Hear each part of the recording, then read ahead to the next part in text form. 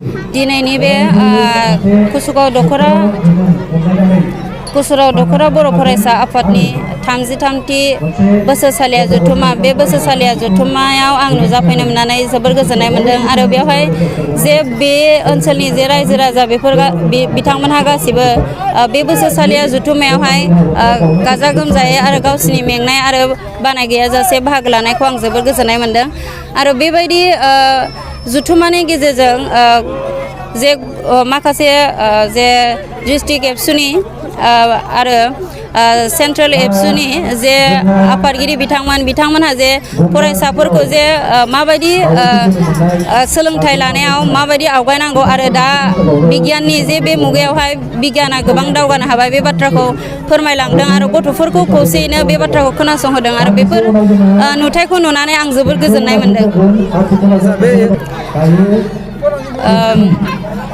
बे ओनसोला जोबोर गोग्लैसोनाय दा बेनि थाखाय जे दुलाराय बर' फरायसा आफाद बे दुलाराय बर' फरायसा आफादा जे गावसोरनि मावथांखि बायदियै बेयावहाय माखासे गुन गोनां सोलोंथाइखौ थाबैनो माने खरै बेयावहाय खालामफैयोब्ला मोजां जायो आरो बिनि थाखाय जे गार्जेनफोरखौ जे मोनसे सांग्रांथियारि हाबाफारि बे हाबाफारिखौ गार्जेनफोरखौ लानानैबो थाबैहाय माने सांग्रांथि मेलखौ खालामो अब्ला माने गथ'फोरनियाव मोनसे गियान हाबगोन जे जोङो सोलोंथाइनि फारसे माबायदि गोग्लैसानाय आरो माबायदि दावगानांगौ बेफोर गियानखौ गथ'फोरनो बेफोर गियानखौ सोना होनांगौ होननानै आं सानो।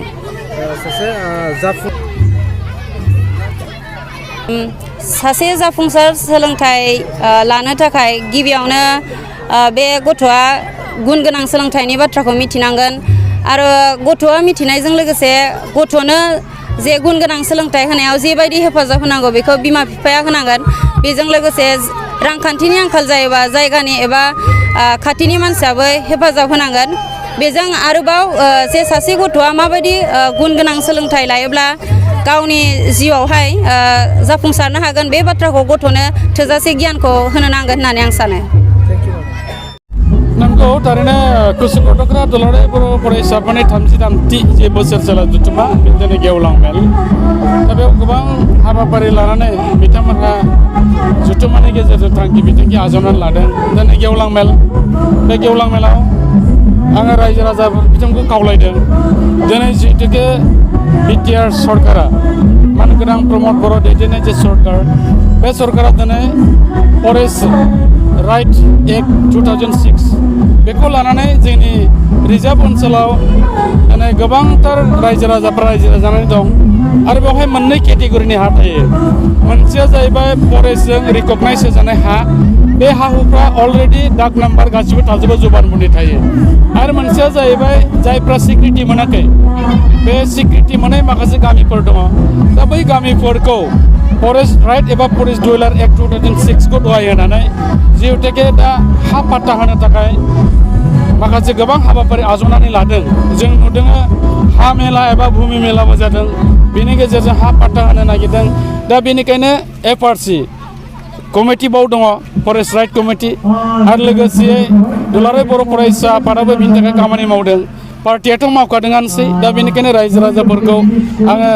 बिथांमोनखौ खावलायदों बे हाबाफारियाव जाहाथे रावबो लेहेमिया खालाया बयबो जाहाथे गोसो गुदुङै बयबो दावगानानै फैनांगौ खारन हाखौ लानानैनो मोनसे हारिया थांनानै थायो हा नङाबा जोंहा जेबो गैया आरो हाखौ लानानैनो जोङो बै समनि जे जोंनि दैदेनगिरि बिथांमोन दङमोन उदयाचल लानानै दिनैसिमहालागै बड'लेण्ड जे दाबिनाय उदयाचल जे दाबिनाय बे जाबाय जोंनि हाखौनो लानानै जों दाबिदों बेनिखायनो संकसनिफ्राय लानानै सुदियासिमहालागै ओरै साहा फारसे जेसेबां फरेस्ट ओनसोल दङ बेवहाय रायजो जाबोनाय साफ्रोमबो मानसिफ्रा जाहाथे हा गैयाब्लानो थानाङा बिनि थाखाय दिनै सरकारा मोनसे मोजां हाबाफारि लादों गोनांथि हाबाफारि लादों बेनिखायनो आङो दिनै गेवलां मेलनि गेजेरजों खावलायदों जेबाव बयबो जाहाथे दावखोबोयो कोनो मानसिनि हा हुआ जाहाथे ओरैनो थालाङा आरो बेजों लोगोसे दिनै जोंनो नांगौ सोलोंथाइनि मोनसे जांख्रिखांनाय जे दिनै सोलोंथाइ होननानै बुङोब्ला नंगौ दिनैनि मुगायाव एसे जोंनि बर' मानसिफ्राबो दावखोबोबाय नाथाय जों जुदि गुबुन हारि एबा दानि जुगजों जुदि बेखौ कम्पेयार खालामनानै नायोबा बेबो थोजासे नङा दा बेनिखायनो फैबावनांगोन देग्लायथ' मोजां जों बुंनांगोन जेराव माने एपिएससि गुबुन गुबुन डिपार्टमेन्टआवहाय बर' मानसिफ्रा सा 14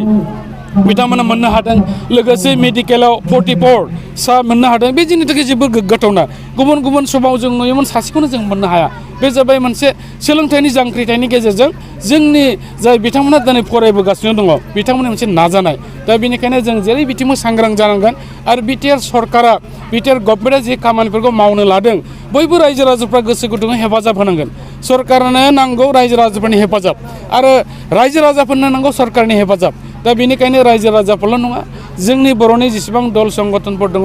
आङो दिनै खावलायनो सानदों बयबो फै जोंनो कनस्ट्राक्टिभ मोनसे साजेसन हो डिस्ट्राक्टिभ नङा मोनसे जाथिया जौगानोबा डिस्ट्राक्टिभजों मालाबाबो जौगानो हाया मोनसे सोरजिलु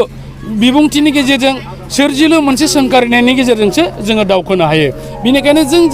जेखि बाथ्रा बुङा पजिटिभ जानांगौ नेगेटिभबाबो बे मालाबाबो जाया दा बेनिखायनो बयखौबो खावलायगोन जे नैबे समा जोङो एना एनिनि जानाय सम नङा खारन जोङो जाथिया गोजौ फारसे थांनो बिराद सम लाबावगोन दा बेनिखायनो बेखिनि समाव जोङो खौसे थांथारनांगोन दा आं बेखौनो दिनै रायजो राजाफोरनि सिगाङाव फोरमायदों आरो नोंथांमोननि बे चेनेलनि गेजेरफोरजोंबो आं बेखौनो खावलायनो सानदों फै जों बयबो आगानजों आगान मोनसे थाबायलांनानै बर' हारिखौ गेरेमसा जोङो महर होनि आरो खौसेनो हाबा मावलांनि बे गामिखौ जोङो गामिया समस्या दङ समस्या गैया नङा बे थाइगिरगुरि महेन्द्रपुर गामिल' नङा जोंनि रिजार्भ ओनसोलाव जोबोरैनो माने गोबां समस्याफोर दङ मानो होननानै बुङोबा बे कुसिगाव दख्ला दुलाराय बर' फरायसा आफादाव आङो मोनथाम टार्मनि सासे आफादगिरिमोन बै समाव जों बेरायनानै बे बिथिंखौ नायजोबदों दा बेनिखायनो जोङो बेफोरखौ मावफुङोब्ला जोङो गोबां माखासे सरकारनि बिथिंनिफ्रायबो जोङो नोजोर होनायखौ नांगोन दा बेनिखायनो आं सासे एमएलए जानानै आङो दिनै आसाम सरकारनिफ्राय जेखिनि जोंनो मावनो थाखाय सुबिदाखौ मोनगोन निश्चय बे ओनसोलजों लोगोसे सारा बे 28 नम्बर समितिनि थाखाय आं खामानि मावगोन आरो लोगोसे जोंनि बिटिआर सरकाराबो गासैबो बिथिङै खामानि मावनो थाखाय दिनै साखाफारा जिहेतुके जादों निश्चय बे ओनसोलाबो जौगागोन होननानै बिश्वास दङ आरो जोङो गासैबो ओनसोलखौ समानै लांनो थाखाय जों नाजागोन